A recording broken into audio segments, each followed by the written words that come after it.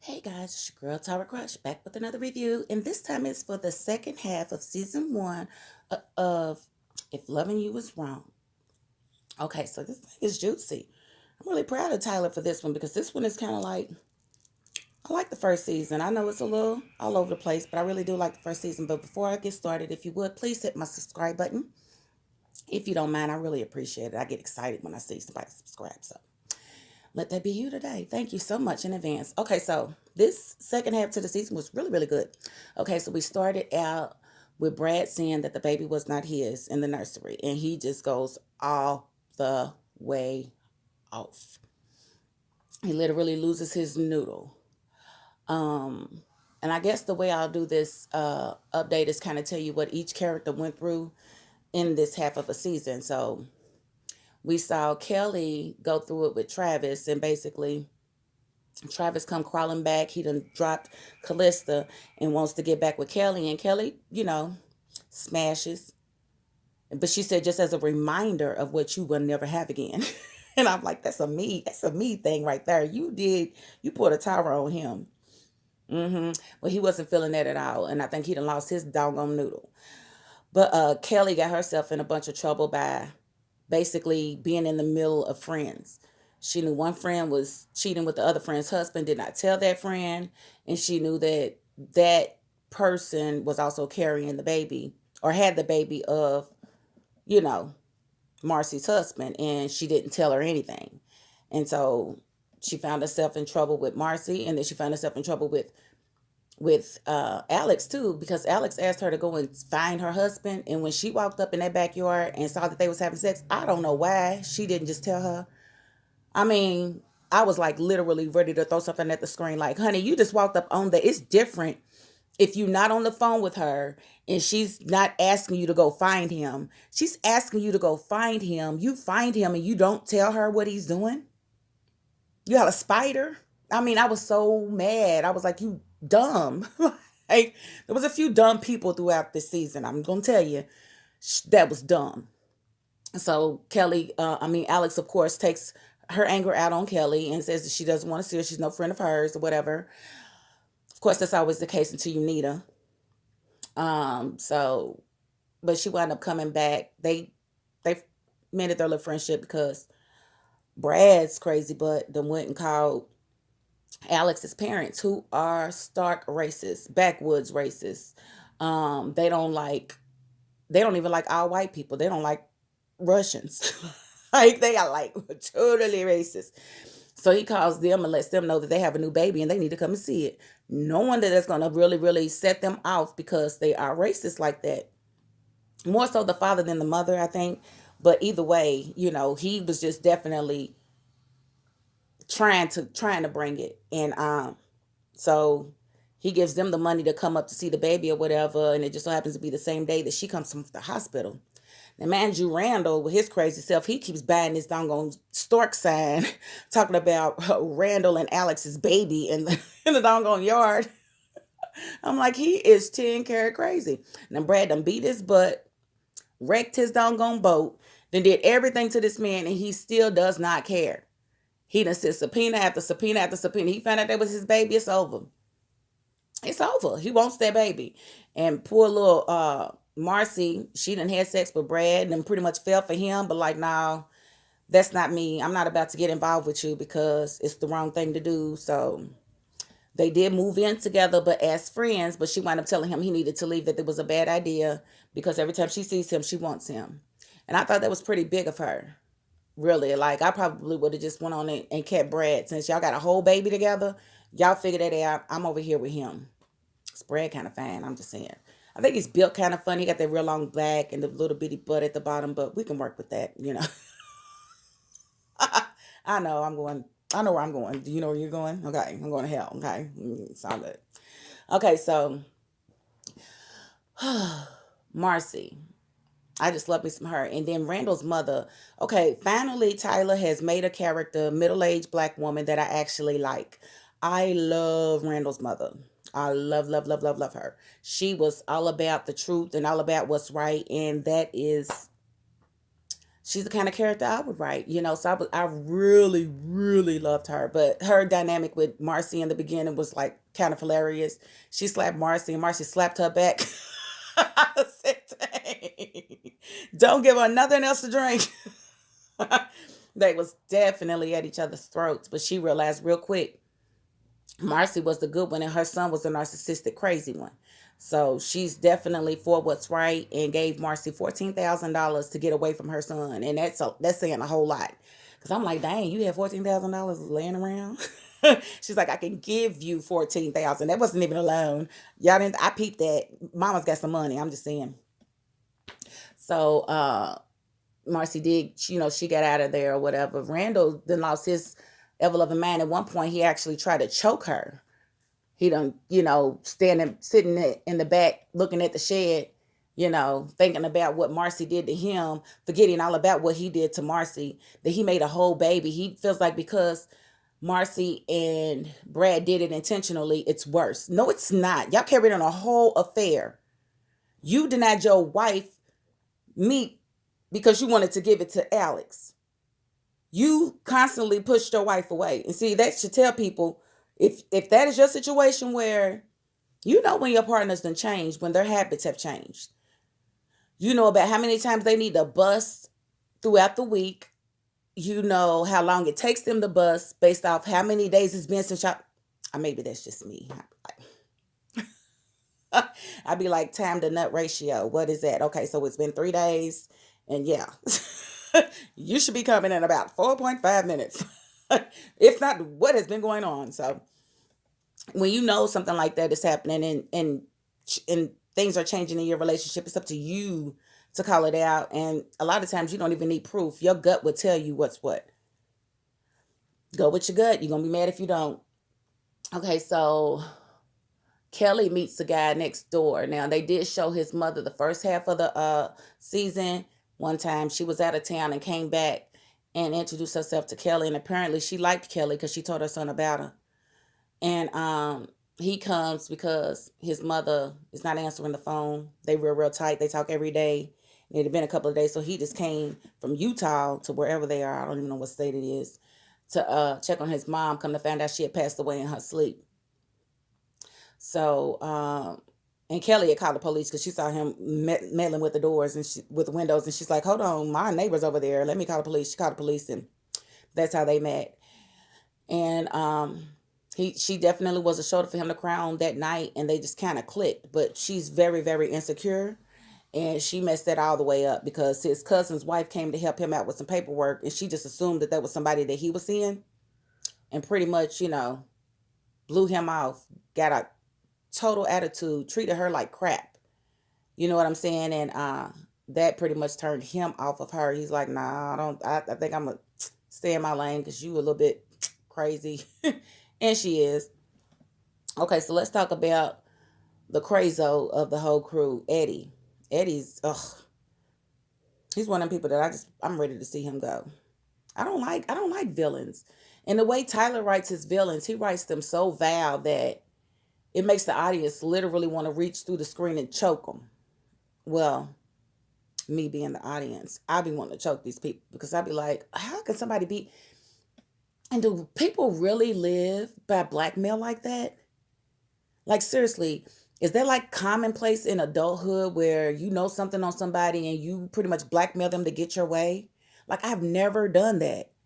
Like, not one time in life have I taken some information and used it to my advantage and, push somebody to do something that they didn't want to do. No, I don't understand that. But he wraps blackmail into all of his scripts so deeply. And it's like, who lives like that? No, I'm going to tell on myself. What you're not going to do is make me do something I don't want to do by something that I've already done that I can't take back. Because if I do this one thing for you, you're going to keep coming back. And then you're going to tell about the one thing I did for you on top of what I did in the first place. So no, we will not be blackmailing Tower Crush. No, we're not. Not at all. So he's pretty much lost his mind. His come to Jesus moment ended like so abruptly. When he was in that shootout, he really felt like, he needed to turn a leaf. He didn't know who he had turned into. But by the time the season started back up, he was back to his old ways and bringing chicks to Esperanza's house, It's kind of ridiculous what she allows him to get away with. And I'm like, are women really this weak? Like, and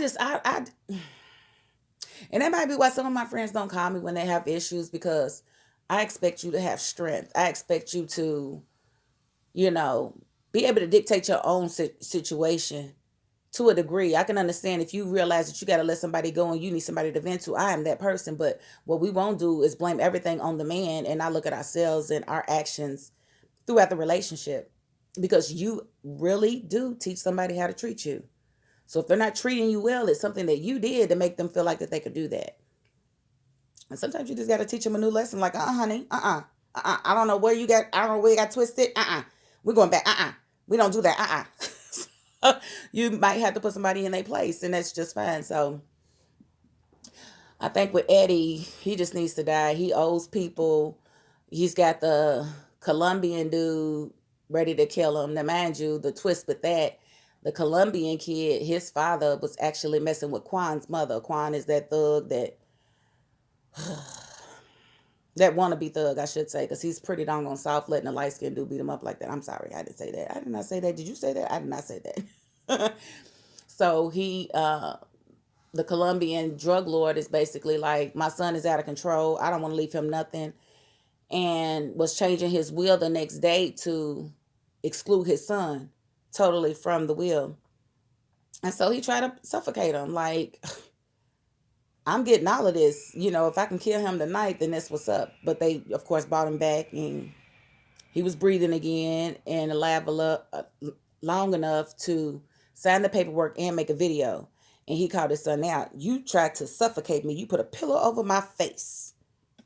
So now he can't get no monies. He left 25 million and the house to his, significant other.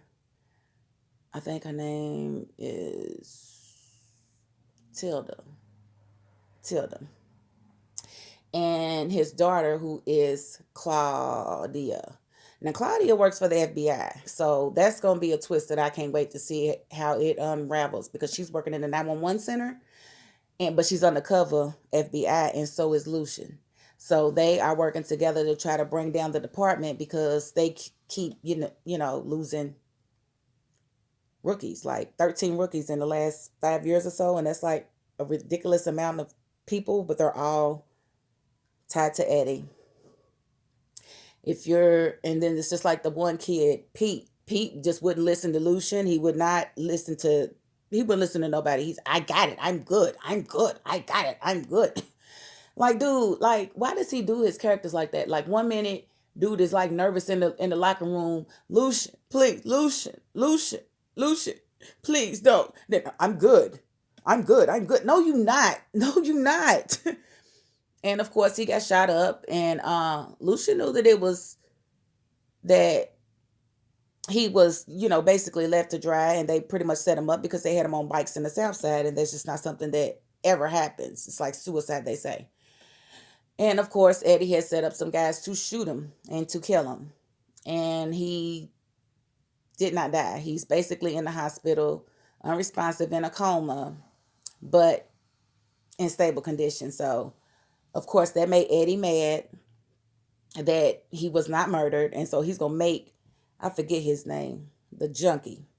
He's going to make the junkie inject something into his IV to kill him, which of course doesn't work because they got people on him. The nurse done put cameras in the room, and Lucian comes every now and again and actually sits with him to make sure that he is straight. And let me see. Randall keeps harassing Alex to the point that Alex decides that it's time for her to go back into the backwoods and try to get help from her dad.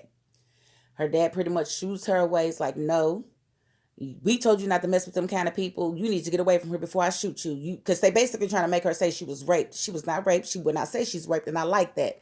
Thank you, Tyler, for not making her claim rape to get her way.